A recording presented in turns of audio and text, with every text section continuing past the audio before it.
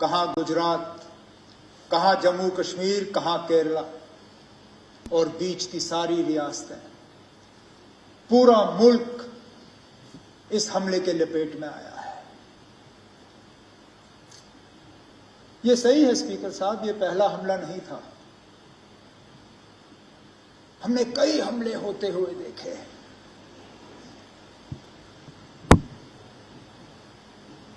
हमने अमरनाथ यात्रा के कैंप पे हमले होते हुए देखे।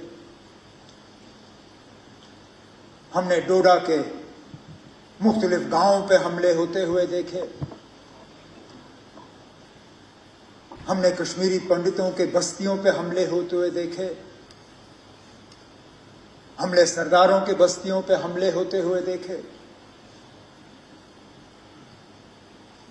लेकिन एक बीच का ऐसा वक्त आया था, ये बाईसरन का हमला 21 साल के बाद इतना बड़ा हमला हुआ है सिविलियन। हमें लग रहा था कि ये हमले जो हैं ये अब हमारे माजी का एक हिस्सा है, their part of our past.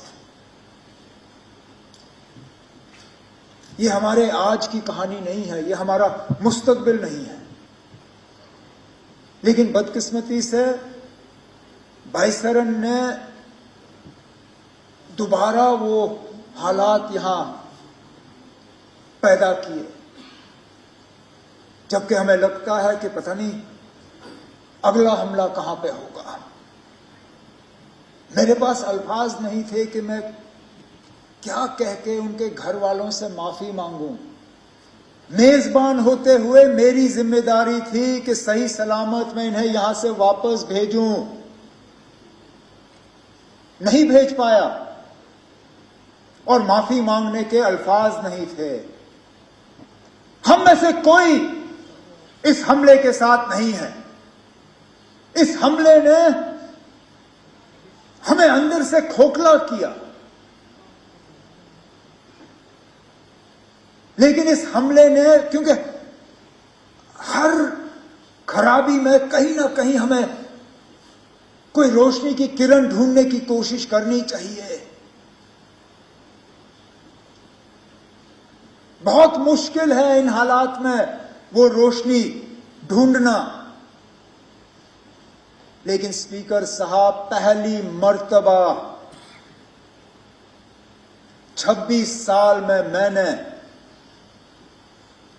Jammu Kashmir में किसी हमले के बाद लोगों को इस तरह बाहर आते हुए नहीं देखा। मिलिटेंसी, टेरर, दहशत, आतंकवाद, इसका खात्मा तब होगा जब लोग हमारे साथ होंगे। और ये स्पीकर साहब उस मौके की शुरुआत है। अगर कि हम इस मौके पे एहतियात से कदम जो है लें, हमारे तरफ से कोई ऐसा कदम नहीं उठना चाहिए। खत्म तब होगा जब लोग हमारे साथ होंगे। और आज लगता है कि लोग अब वहां तक पहुंच रहे हैं। स्पीकर साहब, मस्जिदों में जुमा नमाज से पहले 2-2 मिनट की खामोशी इख्तियार की गई। जामा मस्जिद श्रीनगर, ये शायद बाकी मुल्क में लोग इतना इस चीज को समझेंगे नहीं। आप और मैं समझते हैं ना। हम समझते हैं किसी हमले के बाद उस मस्जिद में 2 मिनट की खामोशी का मतलब क्या है। तो पहलगाम हमले के बाद जिस तरह मौका इस्तेमाल करके स्टेटहुड की मांग नहीं करूंगा। अब मैं किस मुंह से इस पहलगाम के वाकये को इस्तेमाल करके मरकज से कहूंगा ना अब मुझे स्टेटहुड दो। मेरी क्या इतनी सस्ती सियासत है? मुझे क्या इन 26 लोगों के मरने की इतनी कम कदर है कि मैं अब मरकज से जाके कहूंगा ना, अब चलो 26 लोग मर गए, अब मुझे स्टेटहुड दे दो। स्टेटहुड की बात हमने पहले भी की, आगे भी करेंगे। लेकिन लानत हो मुझ पे अगर मैं आज ये कह के मरकज के पास जाऊं कि ना अब 26 मर गए, अब दे दो। देने की बात हम करेंगे, लेकिन इस मौके पे नहीं। इस मौके पे ना कोई सियासत, ना कोई बिजनेस रूल्स, ना कोई स्टेटहुड, ना कुछ और। एक ही चीज ना, इस हमले की कड़ी निंदा और उन 26 लोगों के साथ दिल की गहराइयों से हमदर्दी और ताज़ियत। इस हाउस के तमाम मेंबरों से गुजारिश करूंगा कि जो रेजोल्यूशन डिप्टी सीएम साहब के तरफ से हाउस के सामने पेश की गई है, आप इसको सामने रखें और मैं उम्मीद करूंगा कि यूनानिमसली इसको पास करके हम मुल्क के सामने रखें। बहुत बहुत शुक्रिया। कहने के लिए तो वो कहते हैं कि हमारी भलाई के लिए किया,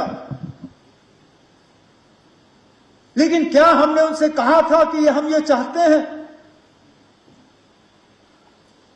क्या हमने उनसे कहा था कि हमारे नाम में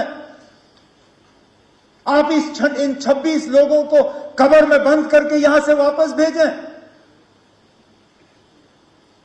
क्या हमारी इसमें कोई मंजूरी थी? क्या यह हमारी इजाजत से हुआ?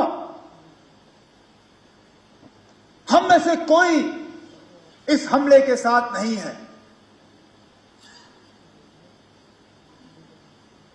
इस हमले ने हमें अंदर से खोखला किया,